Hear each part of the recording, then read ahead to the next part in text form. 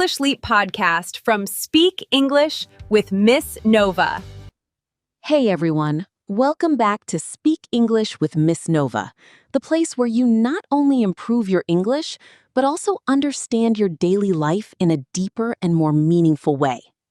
And today's episode is going to feel very personal because we are talking about something that almost everyone struggles with, even if they don't always admit it openly. Yes, today we are talking about focus, or more honestly, the lack of focus in our daily lives. Let me ask you something, and try to answer honestly in your mind. When was the last time you sat down to do something important, like studying or working, and you actually stayed focused without touching your phone? That question already feels uncomfortable, right? Because the truth is, most of us start with good intentions. We tell ourselves that today we are going to focus, we are going to be productive, and we are finally going to take control of our time. But then something very small happens, something that feels harmless in the moment, like checking one notification or opening one video. And suddenly, that one small action slowly turns into a long distraction that takes away your time, your energy, and even your confidence. You look at the clock and realize that 1 hour has passed and you haven't done anything meaningful. And that feeling inside you, it's not just disappointment, it's something deeper. Yes, it's that quiet voice in your mind saying, "Why do I keep doing this again and again?" In simple English, you can say, I get distracted very easily, or I can't stay focused for a long time. And these sentences are not just language practice. They are real-life truths for many people. And here is something important to understand. Losing focus is not always about laziness. Sometimes it is about habits that you have repeated so many times that they now control your behavior without you even noticing it. So the real question is not just how do I focus, but also why do I keep losing focus even when I know it is important? We are going to explore that deeper reason, something that might completely change the way you think about your habits and your daily routine.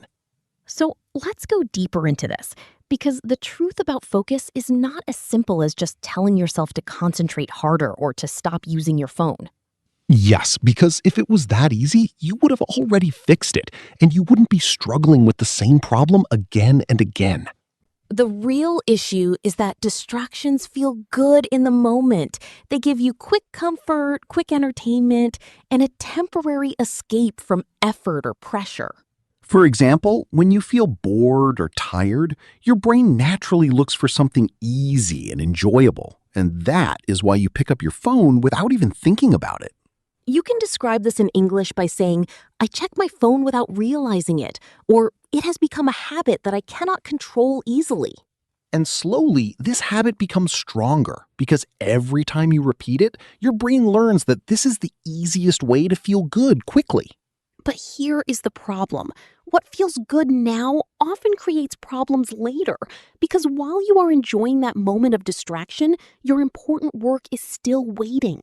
And when you finally stop and look back at your day, you feel stressed, you feel guilty, and sometimes you even feel like you are not good enough. You might say, I wasted my whole day, or I had time, but I didn't use it properly. And these sentences are very common in real-life conversations. Let's imagine a realistic situation.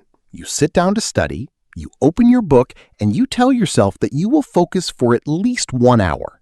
But after just a few minutes, your mind starts to feel restless, and you think, let me just check my phone for a second. That 1 second turns into 10 minutes, then 30 minutes, and suddenly your focus is completely gone. And this is how a simple habit slowly becomes a serious problem, not because you are weak, but because your environment and your routine are designed for distraction. So now the important question is, how do we break this pattern? How do we take control again? And how do we build real focus in a world full of distractions? We are going to talk about addiction, procrastination, and the emotional reasons behind these habits. Because once you understand the real reason behind your distractions, everything starts to change. Welcome back. And now we are entering a deeper part of this conversation where we talk about something that many people experience but don't always understand clearly. Yes, we are talking about addiction and procrastination and how they are connected to your daily habits and your ability to focus. Let's start with a simple but powerful sentence that you can use in English. I think I am addicted to my phone. This sentence may sound strong, but for many people, it is actually true because they check their phones constantly, even when there is no real reason. You can also say, I cannot stay away from my phone for a long time, or I feel uncomfortable when I am not using it. And this shows that the habit is no longer just a choice, it has become something automatic, something that controls your actions. Now let's talk about procrastination, which is another major problem that affects focus and productivity. Procrastination means delaying something that you know is important, even when you have enough time to do it. For example, you can say, I keep delaying my work, or I always say I will do it later. And these are very natural sentences for English learners. But here is the deeper truth. Procrastination is not always about being lazy. Sometimes it is about fear, pressure, or even confusion. Yes, sometimes you delay work because it feels too difficult, or because you are afraid that you might not do it perfectly. And instead of facing that discomfort, your mind looks for something easier, something that gives you instant relief. That is why you open social media, watch videos, or do anything that helps you avoid the task. But the problem does not disappear. It only becomes bigger, and that creates more stress and more pressure later. This is where things become very interesting, because many bad habits are actually emotional responses, not just random actions. For example, when you feel stressed, your mind looks for a way to escape that feeling. And one of the easiest ways is distraction. You can say, I use my phone to avoid stress, or I distract myself when I feel pressure, and these sentences describe real emotional behavior. In the same way, when you feel bored, you look for entertainment. And when you feel tired, you avoid effort.